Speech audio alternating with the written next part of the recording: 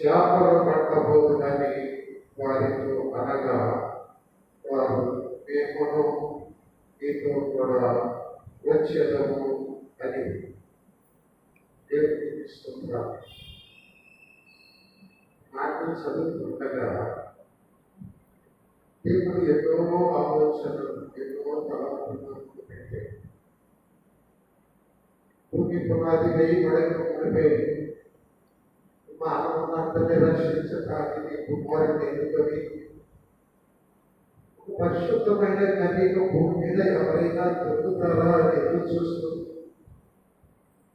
కొన్ని 100,000 సంవత్సరాల అయిన తర్వాత కన్యకైన మరియని ఎన్నుకొని ఆమె గర్భంలో నుంచి తన కుమారుడికి శరీరాన్ని ఇచ్చి 30 సంవత్సరాలు ధర్మశాస్త్రం ప్రకారం పరిశుద్ధంగా జీవించి 3.5 సంవత్సరాలు ఆయన స్వార్థ ప్రకటించి శివులకి పర్యాగం చేసి సర్వ మానవాళికి తోడు తెలిస్తే 12 మంది నిలబడ్డారనుకుంటే 12 మందిలో ఒకడు ఇస్కరియోతు సైతాను చేతిలోకి వెళ్ళిపోయాడు. 11 మంది ఉన్నారు సాధే.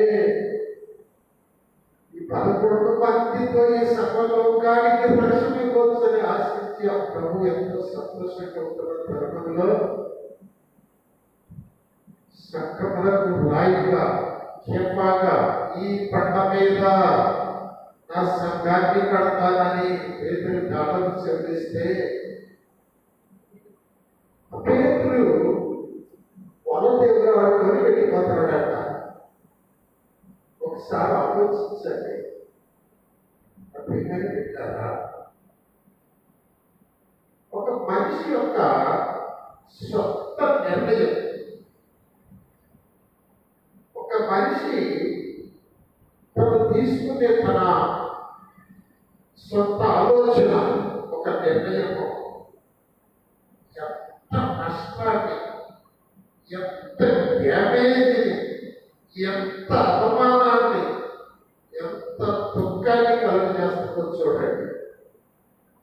దేవుని ప్రణాళిక ఏం కాదు, ఆయన శిల్వ బలియాగం ఏం కాదు, ఈ సర్వలోక మానవుల రక్షణ ఏం కాదు.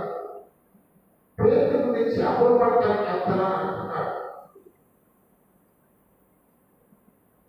ఒక మనిషి తీసుకునేటువంటి ఒక సొంత ఆలోచన, అందులో భయం ఉంటాయి, ఏదైనా ఉన్నాయి.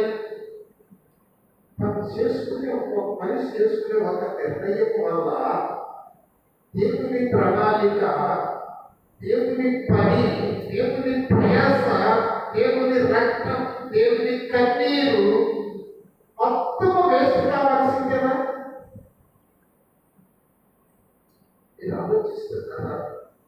అనాలోచితంగా తీసుకునే ఒక నిర్ణయము ఎంత దుఃఖాన్ని క్రియేట్ చేసిందో ఆ మహాదేవుడికి. అయ్యో, ఎప్పుడైతే శ్రమలు పడడానికి వెళ్తానని అన్నాడు, మిత్రులందరూ కూడా మేము కూడా ఇచ్చేస్తామన్నారు. మరి విశేషంగా ఒక దైవ సేవకుడు తొందరపడి చేసుకునే ఒక నిర్ణయము, ఒక దైవ సేవకుడు తొందరపడి చేసుకునే ఒక నిర్ణయం సంఘానికి ఎంత నష్టాన్ని కలుగు చేస్తామో, ఆత్మకి ఎంత నష్టం కలుగు చేస్తామో, కుటుంబానికి ఎంత నష్టం కలుగు చేస్తామో ఈ రాత్రి ఆలోచించాలని నేను మనం చేసుకుంటున్నాను.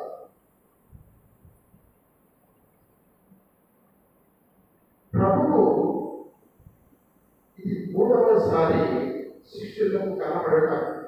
ఆయన పునరుద్ధారణ తర్వాత 3వసారి ప్రభు కనబడతాం. చూడండి, 21వ అధ్యాయం 14 వచ్చిన సహాయం చేయాలి.